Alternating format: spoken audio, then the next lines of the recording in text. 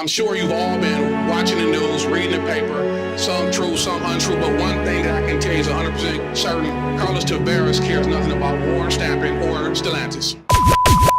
He's really most sincerely dead.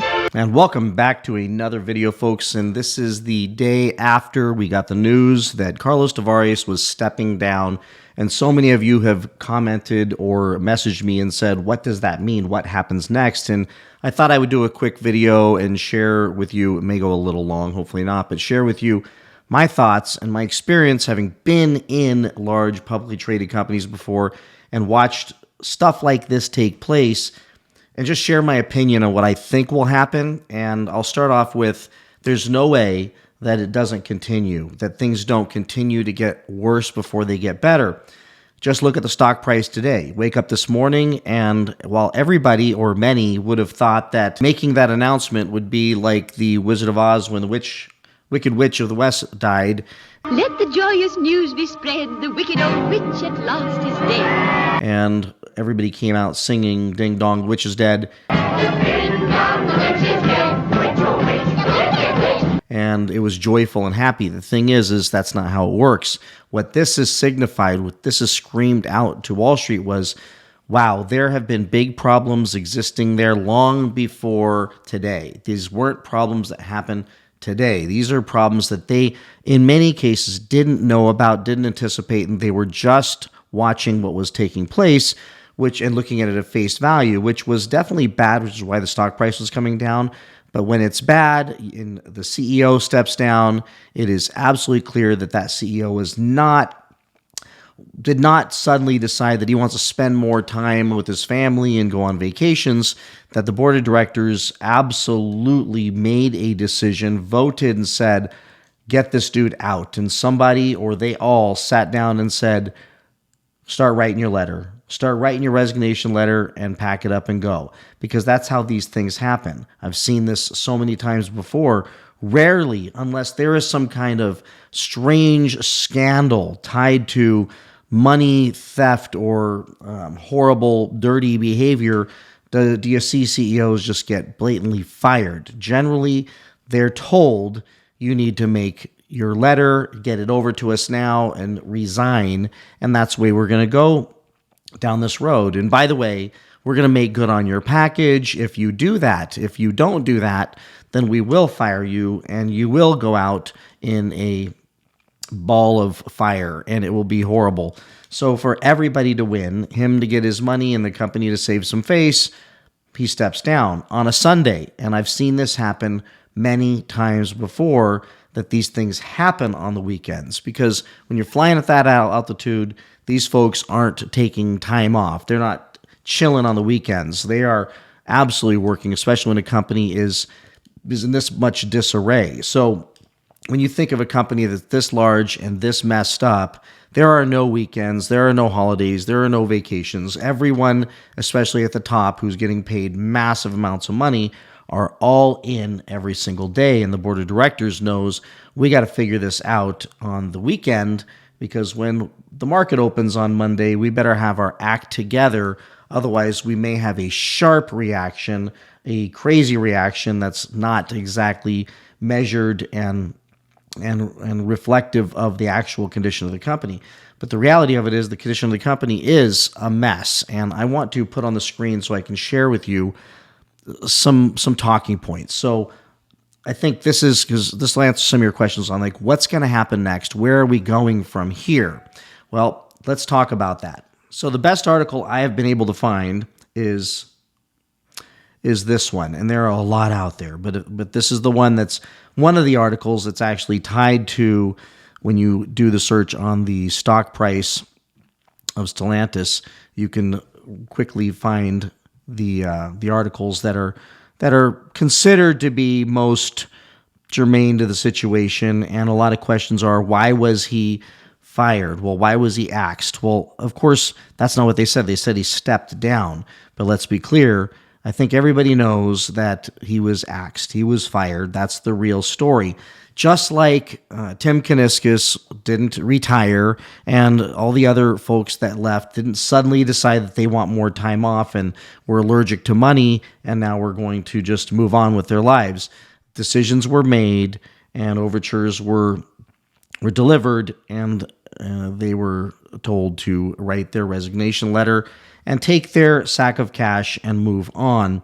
But I wanted to go back over here, and just so you get to know the names of the people that are talking, this is the board of directors that everybody keeps talking about. So you've got Elkin, the main man, and then Robert Peugeot, wonder how he got his job, Henri de Castries, and just look at the names. I can't pronounce half of them, but bottom line is this is the board of directors. This is the people that have been making lots of decisions and probably not acting fast enough. I would expect that some of these folks end up getting turned over at some point as well, but we will wait and see. I wouldn't be surprised if eventually this dude gets ran out, but I don't know. Some of you may know how deep he's in there, but that's part of the problem, I would imagine, because when you let somebody run this wild, I think you end up with some problems. This is the entire leadership team, the top executive team at Stellantis, and you may have heard some of these names. Obviously, this guy, Antonio Filosa, just got the COO job for North America, the brand CEO of Jeep. Some believe that he could be the replacement for Carlos Tavares. You've got lots of bosses, lots of large salaries. Now, what I will bet you anything is that there will be folks on this list, very likely these lists here, that will be gone. Because my experience has been that when the main big CEO is gone, everyone who is in absolute alignment with him and has been vocal about supporting him will find themselves going with him. And whether willingly or unwillingly, they're going to be pushed out because everything doesn't just happen from the CEO. Oftentimes, what takes place is the CEO's got his cabal of leaders who are completely feeding his narrative and his ego and telling him, stay on the course, it's going to be okay. Because I know when Carlos Tavares was calling down to some of these guys going, what in the hell is what's going on? What are we going to do to solve this? The chief engineering and technology officer probably had a hand in some of the big decisions that were taking place. And he's saying, it's going to be great. We're going to save so much money. It's going to be great. We've got this. Well, those people are going to have to go because they were complicit in a lot of the destruction that's taken place. But that's going to be for the 9-person committee that's going to be filling in place of the CEO to figure out prior to putting in the new CEO. So I would expect that they're going to do, this group here is going to do everything they can to figure out who in this group needs to go and get replaced as well and try to clean up the mess for the new CEO so that the new CEO can come in and have a much faster recovery and take action, move forward, and have a much better plan. That's what I think is going to happen. Now, I could be wrong because so many have already been let go and terminated or, quote, retired, but I would imagine that some of these folks are going to be gone. But let's go back and take a look at why he was axed. Well, let's first look at this paragraph that says, unanimous move by Stellantis' board to part with the outspoken Tavares came after sharp differences emerged.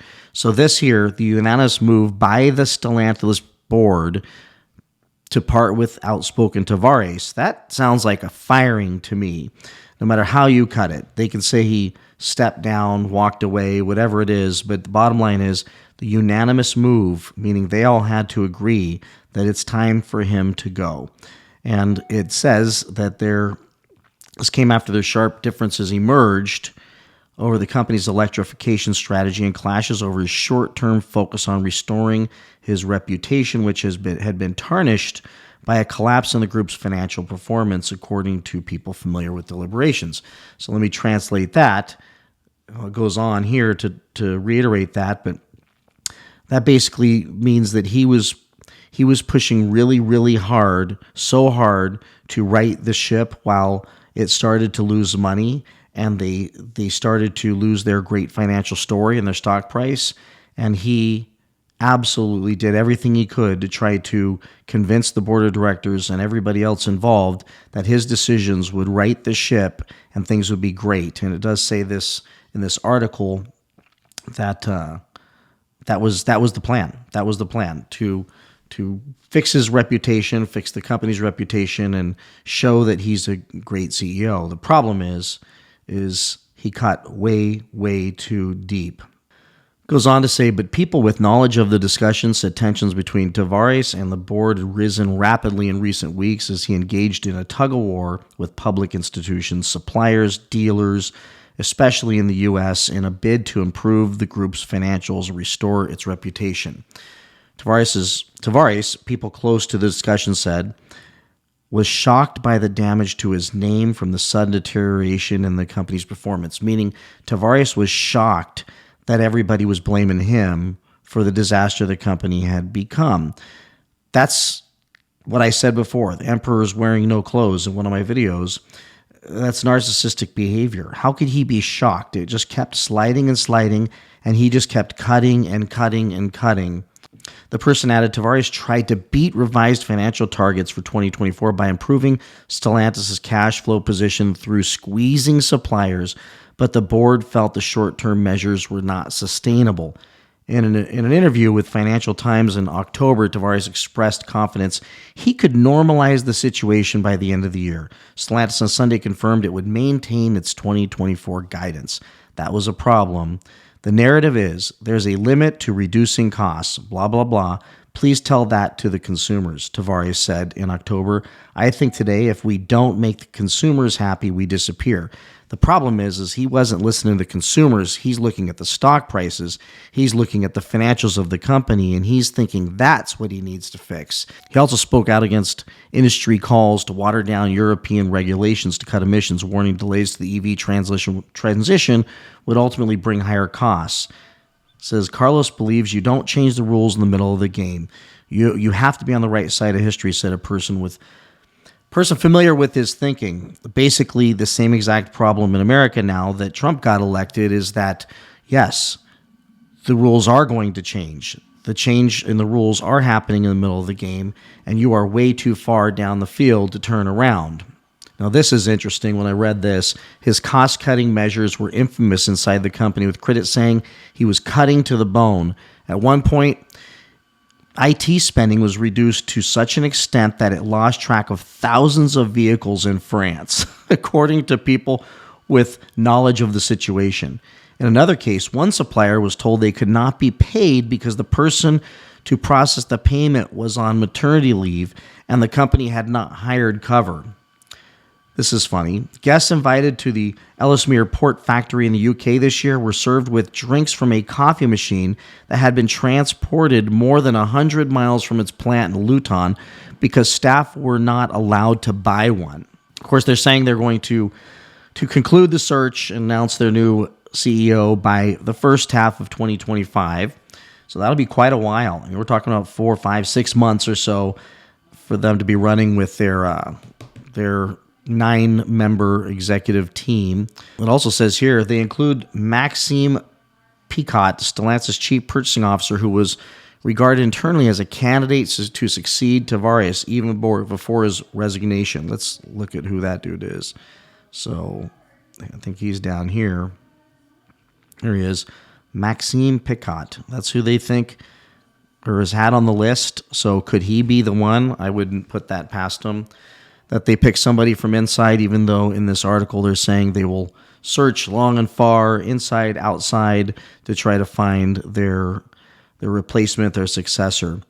But the bottom line, folks, is that you're going to see a lot more people, most likely high executives, lose their jobs, a lot more replacements happen. We're probably not going to see any major shift in Stellantis' direction. I do believe that they're going to probably balance the company out a lot more. In that article, they did indicate that one of the issues with Tavares was that he was going too hard towards the electric strategy. While it is their strategy, it is their long-term strategy. Their short-term strategy was to maintain profitability while heading in that direction. That's where Carlos got disconnected and screwed the whole thing up because he went too far into the EVs and he should have kept things around. For example, he probably should have kept the Hemi L cars around with let's say an update to the body style, or even launching this new Charger with the V8s for a few more years while they perfected their electric vehicle strategy, and then done a much smoother blended transition into the EVs, which is definitely indicated in this article and several other ones, is that Carlos went way too hard towards electric, way too hard towards hybrid, and then completely abandoned the gas vehicles that would have kept them profitable for a very long time. And when he said, we're not going to buy any more carbon offsets or any of that stuff anymore, and basically went all in on burning the ships towards electric cars and stupid things like the Hornet, he ended up in a situation where he's painted in a corner and they have had nothing to sell for the most part this year. And they have all these EVs they're planning to bring out, but they don't have anything that's going to get them profitable because EVs lose money. So the bottom line is, do I think they're going to bring back a lot more gas cars? Oh, absolutely. I think globally they're going to go back to, let's get some stuff to market that will get us money, get us profitable quickly, get our stock price righted, and then continue with this EV thing. What a concept. Go ahead and do your EV thing. Go ahead and head towards 2030 in your Dare Forward plan, but don't cut your nose off to spite your face and completely get rid of everything that was making you lots and lots of money. Because even this year, had they had a whole bunch of cheap cars under Chrysler, whole bunch of cheap cars, kept the 300 around for a while, even kept the SXTs and GTs and a bunch of the six-cylinder stuff around. Hell, had they just kept the Challenger body around for another couple years while they work this direction, hell, add a freaking USB-C port to those things and people would have considered them the most revolutionary Dodge ever. Just do, I'm joking, but do anything, but don't stop selling them completely. That's where he screwed up. And now it's come home to roost and he had to resign from his position. So yes, I do believe there's going to be some shifts taking place. I believe by the middle of next year, 2025, we're going to see some new rollouts of things with gas engines. They're going to rush that twin turbo i6 Charger to the market, and they're going to try to get some more stuff to the market as well that can get their profitability going, because there's nothing else that'll do it. Cutting, they've already cut so far. They just realized at this point, you can't cut your way to success. You can't shrink your way to success. So with that, that's what I think is going to happen. I think it's going to be pretty exciting to watch. We're going to get a lot of great content. We're going to have to decipher everything and read through some of the insanity, but nonetheless, probably going to see a lot more gas cars coming from Stellantis and from Dodge in the near future, and probably Chrysler even, because that's the only way I think they can achieve profitability, and that means scraping some stuff off of shelves and figuring out how the hell they can stuff V8s or anything, or get those i6s in more cars, or start coming out with new cheaper models to get the cheap cars in the market that are very profitable, and then keep with the same EV strategy in the background. I don't think they're going to abandon that for sure. So with that, everybody, let me know what you think in the comment section below, and please like and subscribe, and I will see you in the next one. Bye-bye.